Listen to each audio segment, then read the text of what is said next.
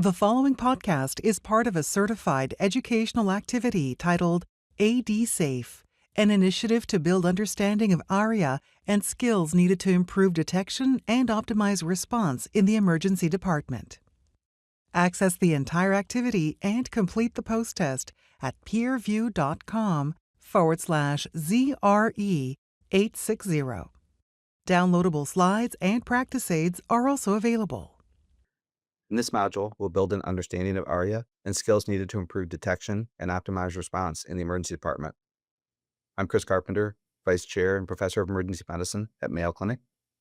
And I'm Tammy Vensinger. I'm a neuroradiologist at Washington University in St. Louis. Increasingly, patients with Alzheimer's dementia are presenting to our emergency departments, and that number is projected to increase threefold by the year 2050. This is going to present challenges to emergency medicine today and tomorrow. Some of those complications and challenges are that these cognitive impairment these patients have prevents them from providing an accurate medication reporting. Some of these medications, the amyloid-targeting therapies or ATTs, may not appear in ED medication records. The presentations for ARIA, which is amyloid-related imaging abnormalities, can mimic other neurologic emergencies, such as stroke, delirium, falls, seizures, and headache.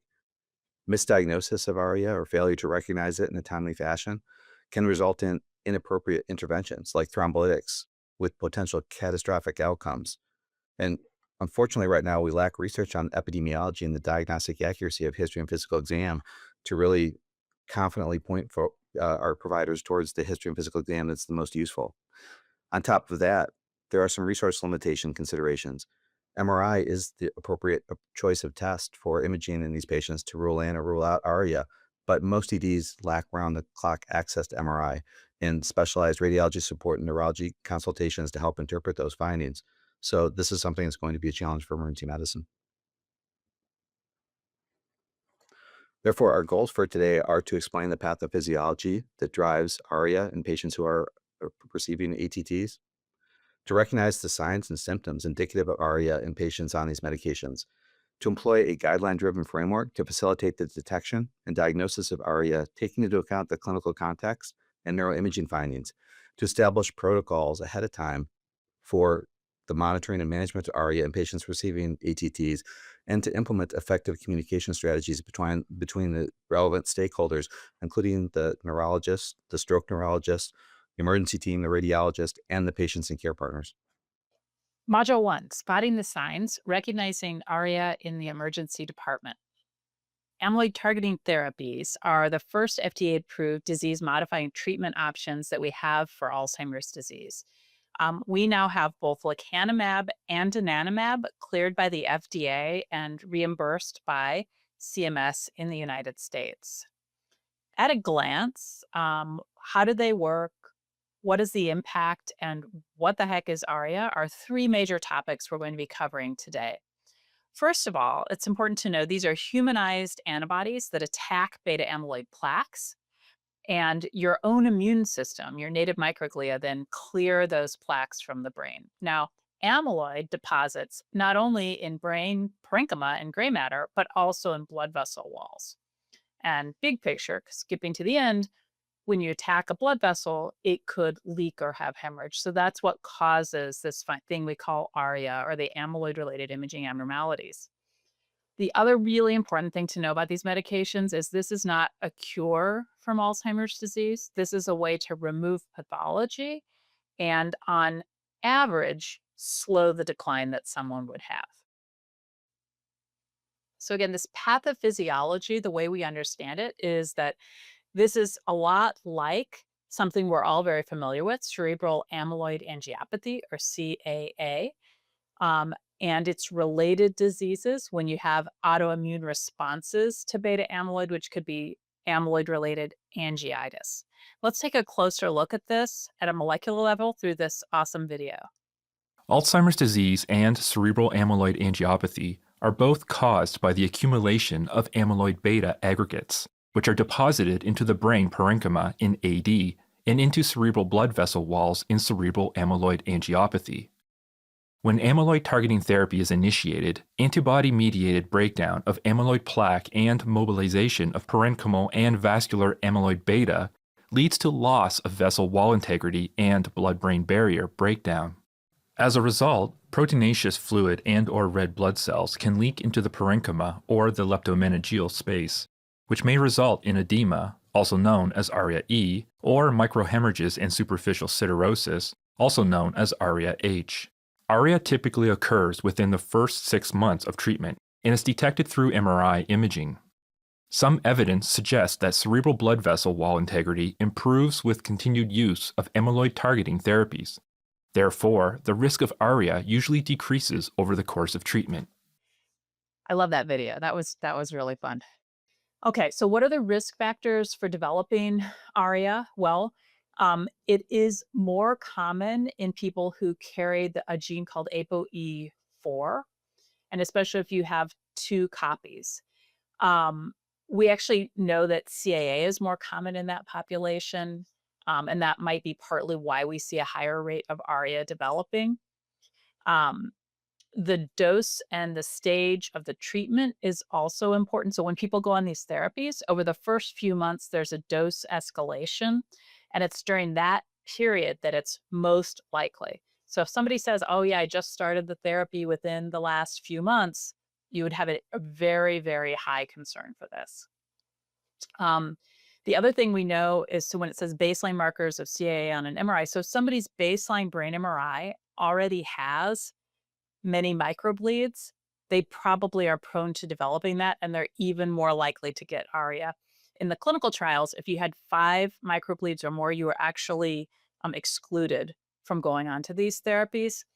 And if you have the other marker we have for CAA in the new Boston criteria also includes white matter disease. So people with extensive white matter disease on MRI are also considered at more risk for CAA. And then finally, anticoagulant therapy, it doesn't necessarily raise your risk of ARIA, but it raises your risk of hemorrhages or bad things happening if you get ARIA. Okay, recognizing it in the ER and avoiding pitfalls. All right, so here's the problem. This big list on the slide are the things that might be the way that ARIA presents. So remember, we're talking about senior citizens who have mild dementia already, coming in with headache, confusion, dizziness, vision, gait, and so on. So Chris, how common are those in the ER anyway? Headache is the 5th most common diagnosis that we see in all populations, and obviously quite common in older adults. And in addition to dizziness and confusion, altered mental status, gait disturbances, or falls, those are all in the top 10 most common diagnoses or chief complaints that we see in the ED. So this is quite problematic, on top of the fact that we're so early on in understanding these medications and the potential adverse effects. We don't really know the sensitivity and specificity of either history or physical exam to really tease out the patients we should be most worried about. So this is a challenge. Yeah.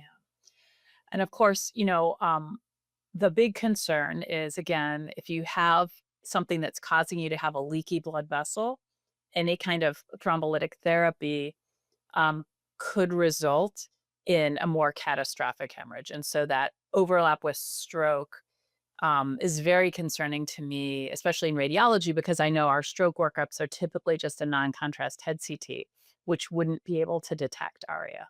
So, the key here is that we need to add this to that big differential diagnosis that we're already having with these patients.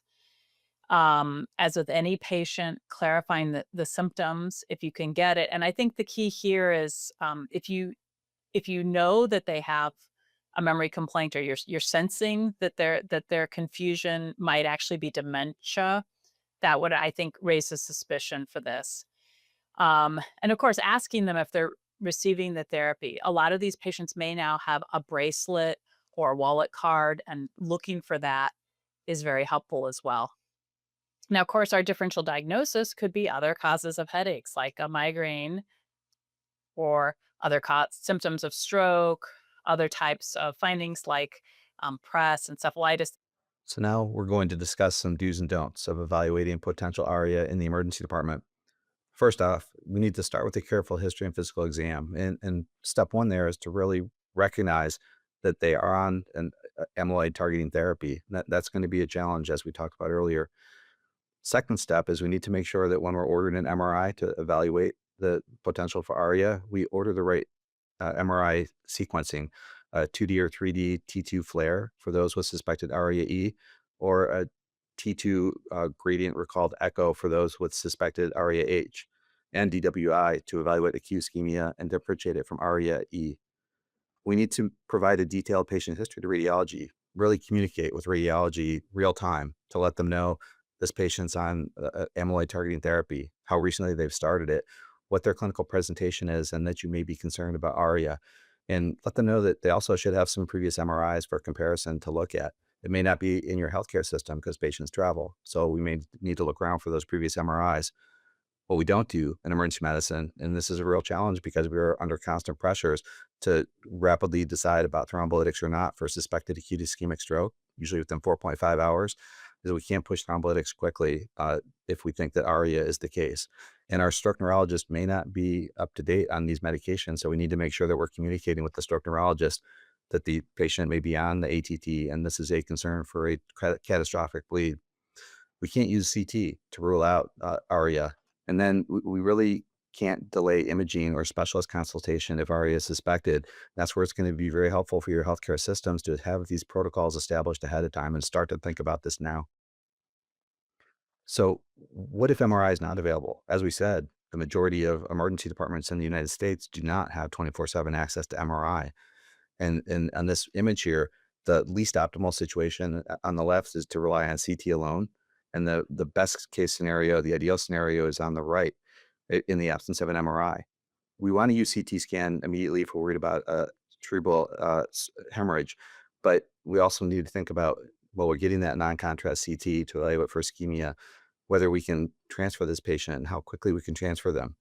If it is a suspected large stroke and a large vessel occlusion, we can look to CTA with perfusion studies, if available, to look for that LVO and perhaps shunt the patient towards thrombectomy rather than thrombolysis. If we are not having established protocols yet to transfer these patients to another center that has access to MRI, we can do it on an ad hoc basis.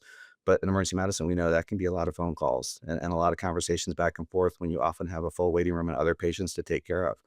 So optimally, we want to establish those protocols ahead of time with our stroke team and with our radiologists, and have some upfront planning so that this is not something you need to reinvent the wheel each time the patient comes into the emergency department. So now we're going to look at a video of a patient interaction with a physician and evaluation for suspected ARIA.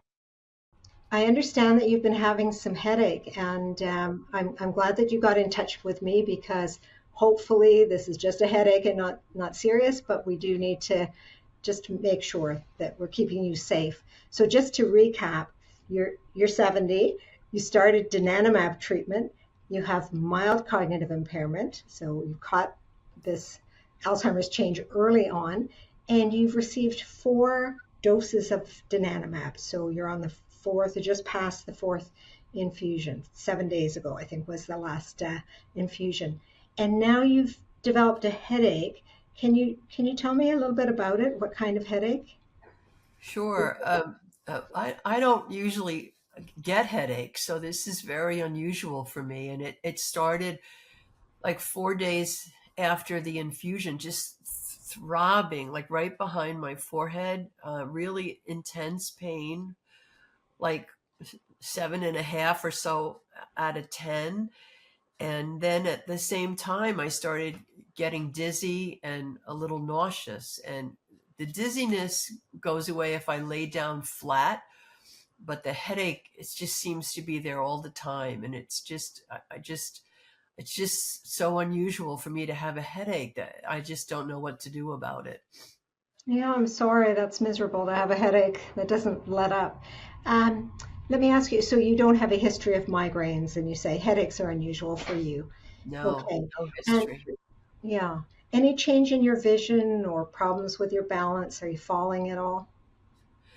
No, I haven't fallen. My balance seems off only when this headache and dizziness started. When I go to stand up, I feel a little I haven't fallen, but I feel like I'm off balance a little bit and a little dizzy, but I haven't fallen at all. Okay. And no change in your medicines? You haven't started blood thinners or anything like No, that? Okay. nothing. All right. And I think that in advance of the call, we asked that you check your blood pressure at home and your temperature. Were you able to do that? I was. My blood pressure was 130 over 80, and my temperature was 99. Great. Okay. So, because so many different things can cause a headache, an infection can cause a headache, but your temperature is pretty normal. Blood pressure isn't too low or too high, it's actually excellent. So, that's very reassuring. Um, ca any stiffness in your neck? No? No, no. Okay, that's good. That's good. Can I ask you to do a few things? I realize this is a video call, so it's not quite the same as me examining you in the office, but I'm looking at you. Your face looks very symmetrical. Can you just show me your teeth like this? Perfect. Good. I don't see any drooping or weakness on one side of the face. Can you shut your eyes tight? Close them tight. Perfect. Open them. Good. Now I want you to look up at the ceiling. Good. Down at the floor. Good. Keep your head still and look to the left now and to the right. Okay, so eye movements look normal. And now I want you to scoot back a little bit so I can see you raise your arms up if you can. Terrific. That's good. Turn your palms to the ceiling. Keep them up there and close your eyes.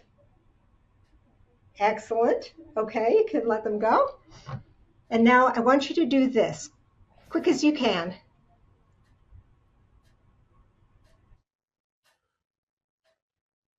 Good. And the other hand? What about just drumming on your hand here? And just looking at how rhythmic and regular things are. And then switch hands. It may feel a little bit awkward with the non-dominant hand. Very good. Okay. All right. So everything in this quick and dirty, assessment looks fine. But because you've just finished a fourth infusion of donanemab, and there is a possibility of ARIA, particularly in the first 6 months of being on one of these anti-amyloid drugs, I think we should, to be cautious, get an MRI scan because you won't have another scheduled MRI for another few months. And I'd rather we not wait and guess. And depending what the MRI shows, then we'll decide whether we hold the next dose or whether we can continue on.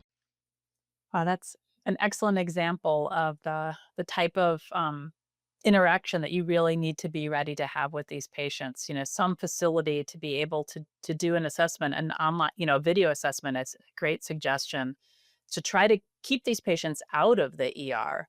So having a plan for how they can reach their treating neurologist 24/7 was actually one of the things we had to adapt to at WashU. It turns out our dementia center didn't have on-call coverage. And so that's a great example of that. I Yeah, do. Yeah, go ahead. I do like that video to educate emergency medicine physicians and trainees about what is the rapid neurologic exam going to look like? What history do I need to try to tease out from the experienced neurologist who's prescribing the amyloid targeting therapies? What kind of physical exam are they doing just real quickly, which is very feasible for the emergency department to operationalize. Obviously, the setting is a bit different. The typical emergency department is quite loud and crazy, and we get frequent interruptions. But that's a feasible exam that we could do on a patient very quickly to try to figure out, do I need to be worried about ARIA and what do I need to do next? And I will say, so we worked out an on-call schedule for the neurologist, and we worked out same-day MRI access for this patient population across our whole hospital network. But in practicality, unfortunately, each of the patients that we had with more symptoms of ARIA ended up in an ER. I think that some of the lessons that we can start to think about in emergency medicine are, how are we going to recognize when these patients arrive to our ED, realizing that some won't be in our system, they won't be in our city, they are traveling through. And what do you do? And since MRI is the way to go to figure out whether ARIA is present or not, what do I do when I don't have MRI? And we're going to talk about some approaches other health systems are using. So in this module, we're going to explore some of those protocols and pathways for optimal management of ARIA and hopefully give some instruction on what you can do within your healthcare system to try to recognize these patients and put them in the appropriate pathway so that we can safely manage all of our patients who are arriving with potential stroke or other conditions that may require anticoagulation. Since emergency medicine is a rapid-paced, responsive, and decision-dense environment, and we have frequent interruptions, it really is helpful to have these protocols thought out ahead of time. Incorporating RA considerations into stroke diagnostic and therapeutic pathways uh, really is going to save us time in the long run. And these patients may arrive in having to make multiple phone calls to get transferred to an MRI or to get radiology to do an MRI in the middle of the night. That can be a problem. So figuring out the pathways that we need to develop within our system that is almost certainly going to require emergency medicine and radiology to be on the same page, stroke neurology for sure, and communication with the prescribing neurologist, who probably is not the same neurologist a patient would see during time of stroke, and perhaps even cardiology in some conditions, since we do use anticoagulants quite a bit in emergency medicine for a variety of conditions as well. Doing so is going to make sure we enhance our patient safety and outcomes. So we've thought about this a little bit in emergency medicine and recently published a manuscript to introduce our specialty to these patients and these medications. And some of our recommendations are summarized here.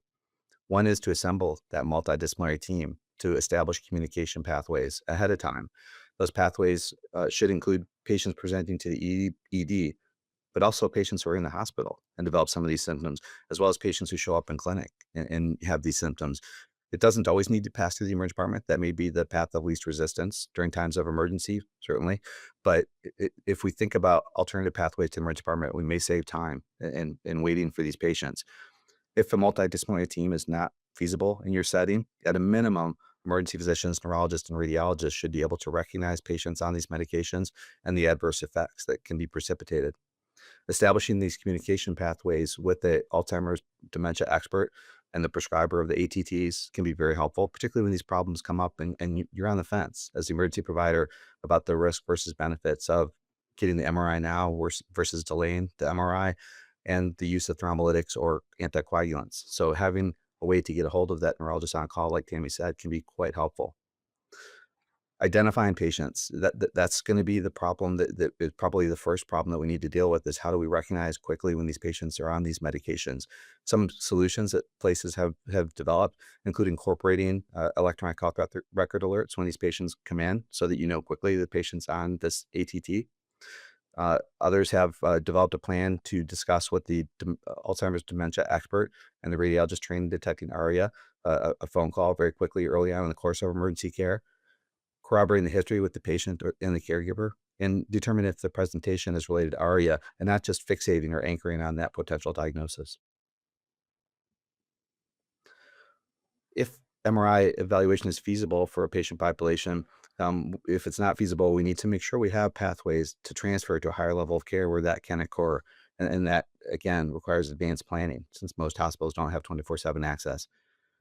We can't accurately rely upon CT alone, so strongly recommend MRI prior to administration of thrombolytics or just complete avoidance of thrombolytics altogether. At my institution, when a patient comes in with concerns for stroke and they're in the thrombolytic window, if we start to enter the order for thrombolytics, an allergy comes up when they're on these ATTs. So if we didn't recognize it before, we will before we move forward with the thrombolytic order.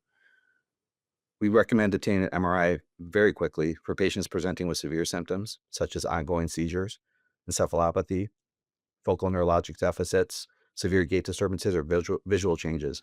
For minor symptoms such as headache, dizziness, or nausea, the phone call to the prescribing neurologist can help to figure out what the timing of the MRI should look like. It may not be in the emergency department or the same day.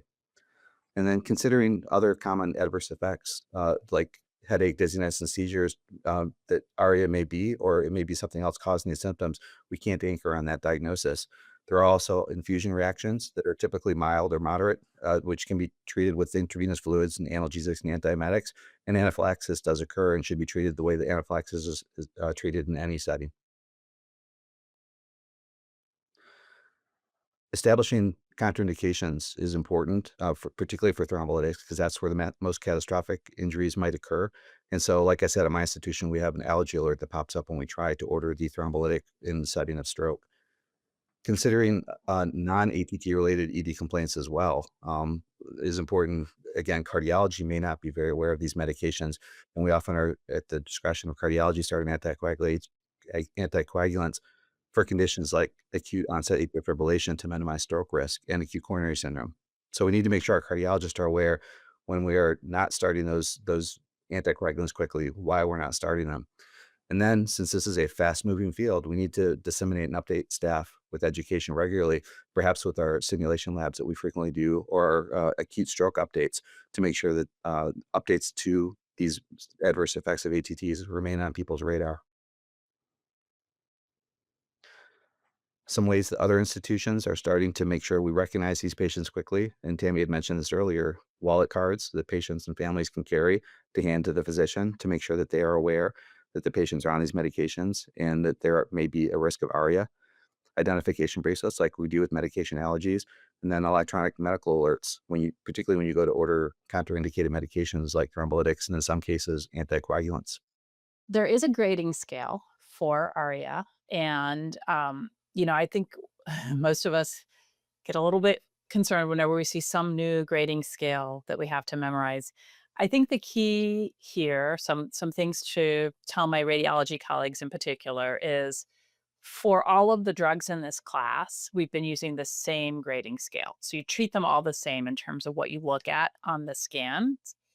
The next thing is in terms of the edema, that ARIA-E, it's a relatively straightforward, mild, moderate, severe, when we use something called a rule of fives as our cutoff. So if it's less than 5 centimeters, 5 to 10 centimeters, or more than 10 centimeters, those are the cutoffs for mild, moderate, or severe. If it's multifocal, that also automatically bumps it up to moderate if it's small. Rule of fives also works for the ARIA-H.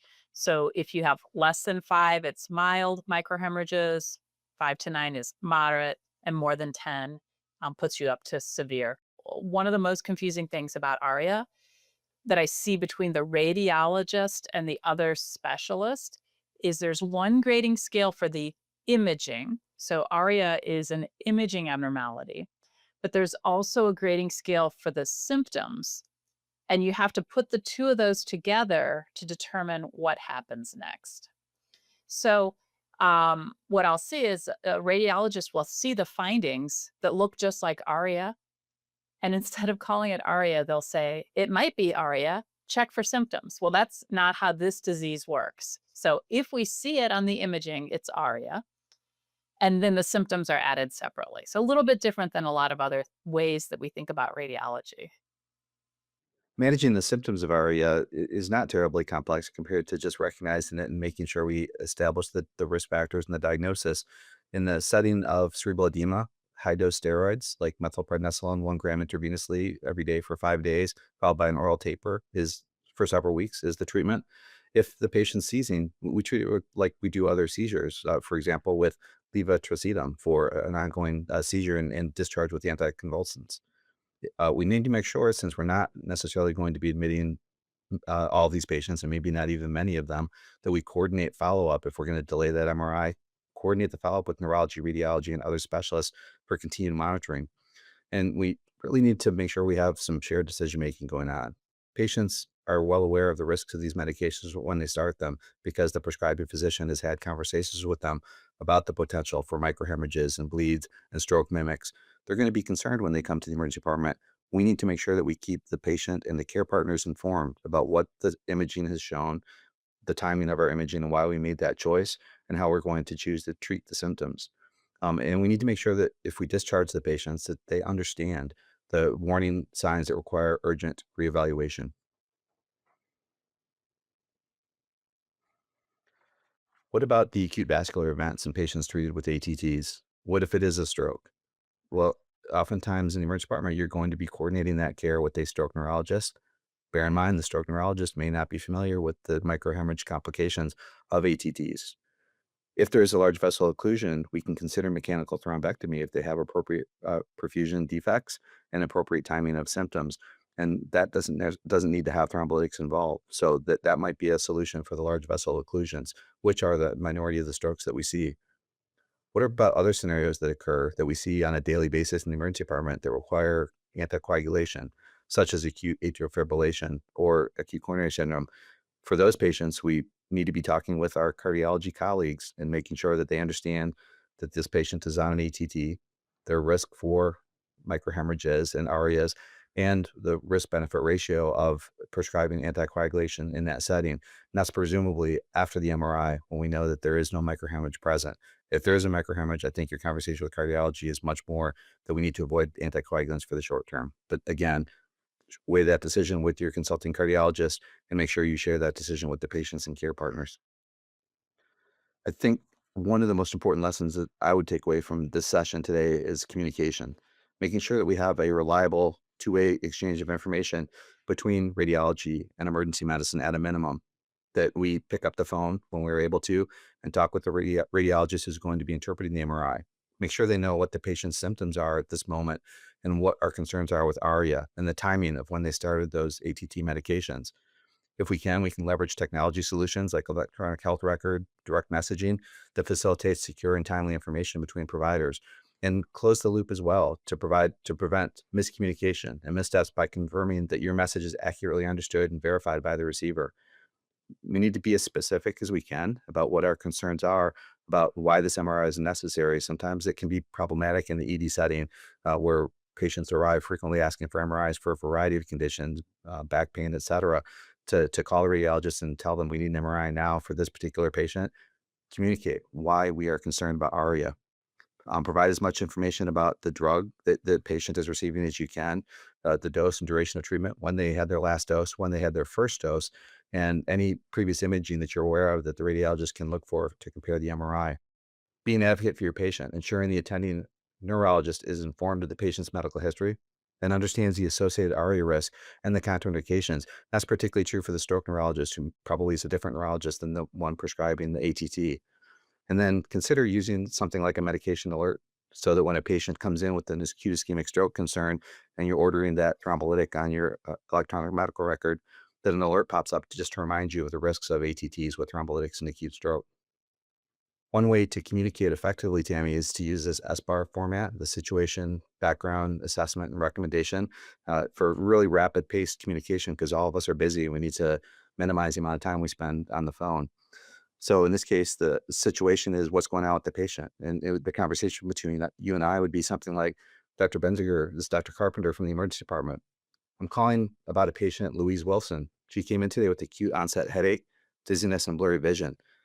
The background is she started donanemab in the last 4 months. She's been tolerating it well until now. This is the first time she's had some symptoms that may be related to it.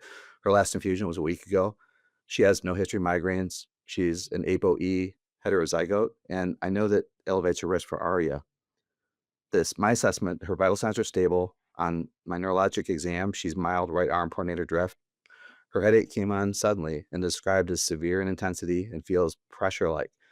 In the context of this recent new medication infusion, I'm concerned this could be ARIA. My response right now is I'm going to order an MRI to assess for ARIA. Given that the patient is on amyloid-targeting therapies, I'll advise against administering thrombolytics until we have the MRI results and a clear understanding of the diagnosis, and that's the protocol that we've established. I really appreciate that phone call. I'm in radiology. We've already, as you and I previously discussed, we've already established some workflows in place that I can bump the schedule and get this patient in there. Our ARIA MRI protocol is about 15 minutes. So I will help you get this expedited. Great. Thank you. And thank you for helping me with ordering the correct MRI. I'm going to inform the family of our plan. So my take-home message from this is when the medication history is unclear, ask. Make sure as the emergency physician that we put this on our radar, this new medication that an increasing number of patients are going to be arriving with. If you have a pharmacist and an electronic medical record, leverage those tools to help you to recognize these medications in the busy ED. Maintain a high index of suspicion for ARIA in patients receiving these medications. Don't jump to the diagnosis of stroke. Obviously, the patient can have two things going on at once, ARIA and stroke, but make sure that we have appropriately evaluated for ARIA before we make that thrombolytic decision. MRI needs to be the diagnostic test of choice. If CT is all we have, it's all we have. But it would behoove our colleagues to start to think about transfer protocols for these potential ARIA patients to get an MRI in a prompt fashion, and particularly for those scenarios where it's most important, like seizures or optundation. Most cases of ARIA, fortunately, are transient and asymptomatic and typically occur early in the course of treatment, like the first 3 or 4 months. The management decisions for ARIA depend on symptom severity and radiographic findings. So personally, I'm going to put that treatment table up that you had talked about so that I can keep the radiologic and the symptom protocols in place and know what the logical next step is in terms of the treatment continuation.